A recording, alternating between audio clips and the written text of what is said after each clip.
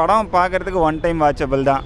ரொம்ப பயங்கரமாக அவன் இவன்லாம் பார்த்தீங்கன்னா செம்ம காமெடியாக இருக்கும். பிதாமகன்லாம் பார்த்தீங்கன்னா அதுலேயுமே ஹீரோலாம் வந்து ஹீரோ மாதிரி இருக்க மாட்டாங்க. ஒரு மாதிரியாக தான் முடியெலாம் இருக்கும், கெட்டப்லாம் கண்ணெல்லாம் நோண்டி விட்டுருவார். இவர் படம்னாலே என்னென்னா முடியல கலர் அடிச்சிருவார், ஒரு செம்பட்டை முடி அடிச்சிருவார், ஹீரோயினுக்கு கண்ணை நோண்டிடுவார், அக்காவுக்கு கண்ணை நோண்டிடுவார், இல்லை தம்பிக்கு காது கேட்காது, இந்த மாதிரி எதனா ஒன்று பண்ணிடுவார்.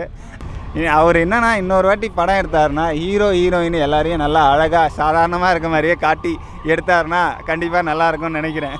ஏன்னா எல்லா படமும் இதே மாதிரி எடுத்துகிட்டு இருக்கார்.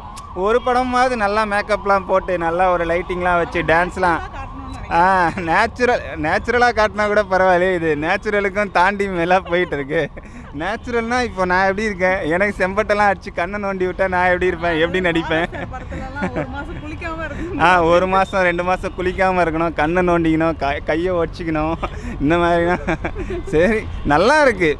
ஒரு ட்ரை இந்த மாதிரியும் பண்ணலாம்ல. ஒரு மாடர்னாக ஒரு படம் பண்ணாருன்னா அது எப்படி இருக்குன்னு பார்க்கலாம். அந்த மாதிரி தான் ஒரு தாட்.